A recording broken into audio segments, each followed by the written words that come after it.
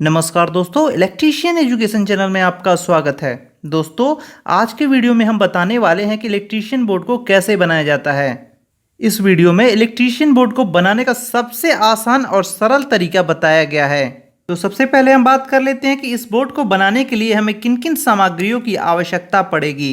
इस electrical board को बनाने के लिए हमें 6 एम्पियर 240 वोल्ट के सॉकेट चाहिए, जिनकी संख्या 3 होगी। हमें 3 स्विच चाहिए जिनकी क्षमता 6 एम्पियर 240 वोल्ट की होगी। हमें एक इलेक्ट्रिकल बोर्ड का इंडिकेटर चाहिए जिसकी क्षमता 240 वोल्ट की होनी चाहिए। हमें एक किटकैट फ्यूज चाहिए जिसकी क्षमता 16 एम्पियर की होनी चाहिए और 2 अलग अलग रंगों में पीवीसी कॉपर वायर चाहिए। इलेक्ट्रिकल नियमों के अनुसार इस बोर्ड को बनाने के लिए रेड और ब्लैक कलर के पीवीसी कॉपर वायर का इस्तेमाल करना चाहिए। इस बोर्ड को बनाने के लिए हमें एक स्क्रू ड्राइवर और एक कॉम्बिनेशन प्लायर की आवश्यकता होगी। तो चलिए स्टार्ट करते हैं। सबसे पहले हम इलेक्ट्रिक बोर्ड के बॉक्सों में सभी सॉकेटों को, सभी स्विचों को, इंडिकेटर और किटकैट फ्यूज को उनके दिए गए खानों में फिट करेंगे।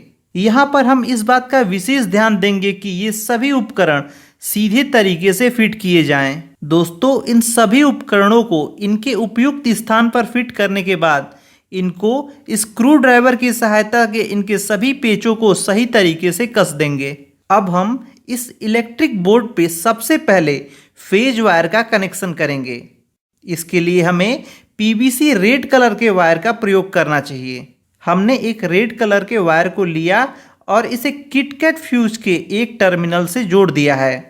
यहाँ पर हम इस बात का विशेष ध्यान देंगे कि फ्यूज के निचले टर्मिनल से ही वायर को जोड़ेंगे।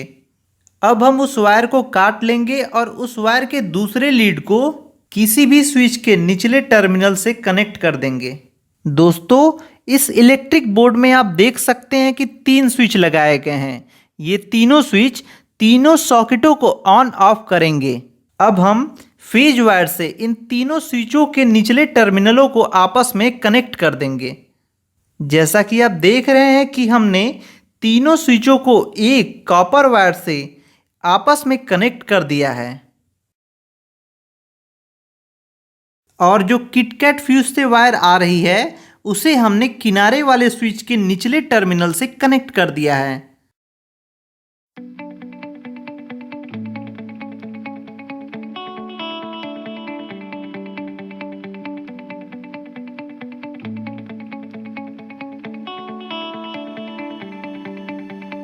अब हम वायर का एक दूसरा टुकड़ा लेकर सॉकेट के किनारे वाले स्विच के ऊपर वाले टर्मिनल से कनेक्ट करेंगे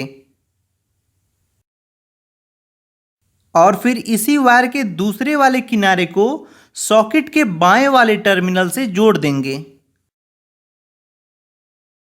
दोस्तों, यहां पर ध्यान देने वाली बात यह है कि जब हम किसी इलेक्ट्रिक बोर्ड के सॉकेटों का कनेक्शन करते हैं तो फेज वायर सदैव बाएं रहता है और न्यूट्रल वायर सदैव दाएं रहता है। अब हम इसी प्रकार तीनों स्विचों के ऊपरी टर्मिनलों से वायर निकालकर सॉकेटों के बाईं टर्मिनलों से कनेक्ट कर देंगे।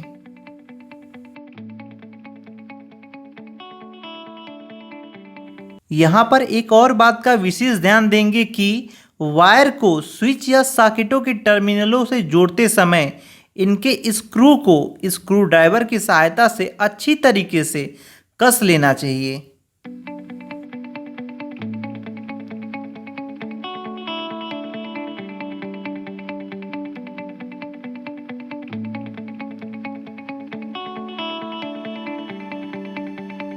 अब आप देख सकते हैं कि हमारे सभी स्विचों को उनके उपयुक्त सॉकेटों से कनेक्ट कर दिया गया है।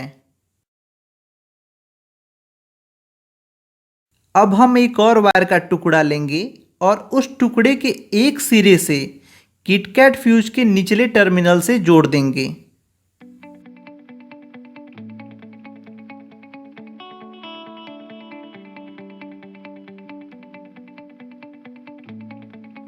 और फिर इसी वायर के दूसरे सिरे को इंडिकेटर के एक टर्मिनल से कनेक्ट कर देंगे।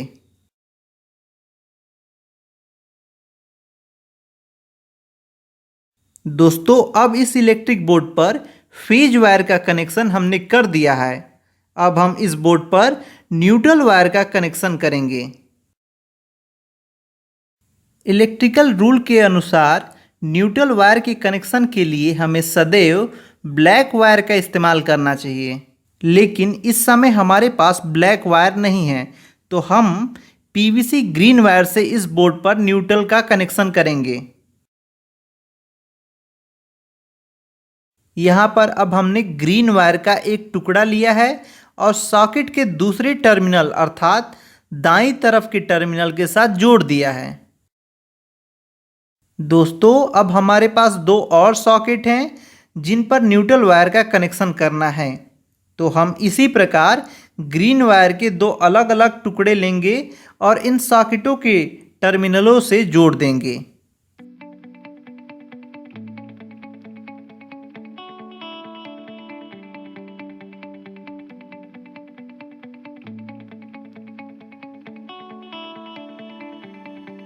और इसी प्रकार एक और टुकड़ा लेकर इंडिकेटर के बचे हुए टर्मिनल के साथ जोड़ देंगे।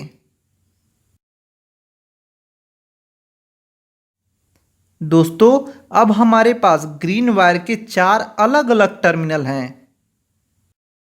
इन टर्मिनलों को सही तरीके से छीलकर इनकी लीडों को आपस में जोड़ देंगे।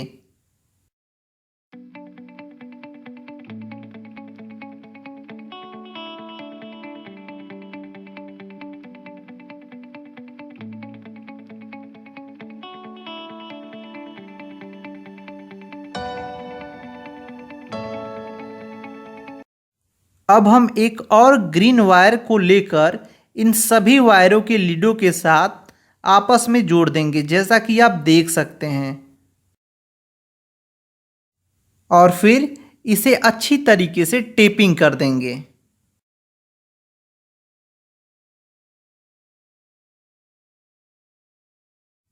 दोस्तों अब हम एक नया रेड कलर का वायर लेंगे और किटकैट फ्यूज के ऊपरी टर्मिनल के साथ कनेक्ट कर देंगे।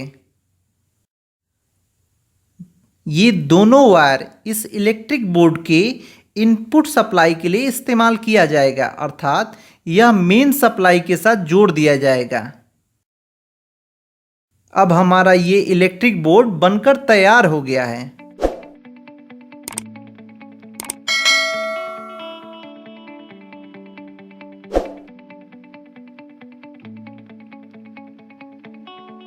तो मुझे पूरा उम्मीद है कि आप सभी इस तरह से इलेक्ट्रिक बोर्ड को अपने घर पर भी बना सकते हैं।